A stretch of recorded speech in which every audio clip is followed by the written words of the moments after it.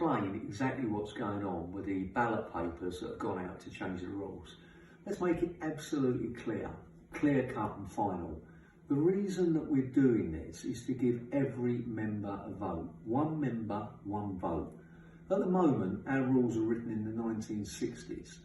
Incidentally, trade union legislation was brought in the 70s and the 80s to outlaw what we currently do. In other words, a lot of people in a meeting hall or a pub have a show of hands. That has been outlawed. Because we're not a trade union, the laws don't affect us, and our membership voting process has stayed since the 60s. Basically, what happens at the moment, anybody who can be bothered to attend a branch meeting in a small hall or frequently in a pub, that small group of people elect a delegate. And that delegate is the only person who can vote at an LTDA meeting. Currently we have 2 branches, which means there would be 2 people who could vote.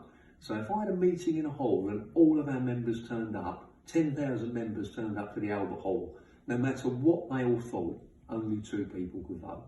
That is blatantly madness, and it's got to change. What we're proposing is a new system, 1 member, 1 vote. You get a postal ballot through, sent by an independent scrutiny, and we're currently using Civica, and that's the one we use. They send the ballot paper out, they count them, they get them back, and they let us know the result. Every member gets a vote.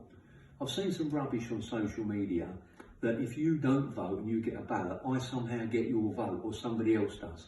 Absolute rubbish, complete and utter rubbish.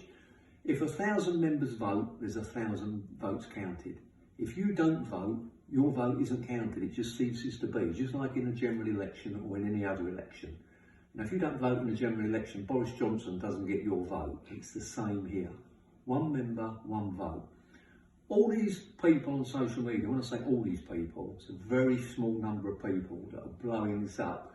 You've got to ask them, why is it that they want to restrict the voting to those that can be bothered to turn up to their meeting in a pub or elsewhere?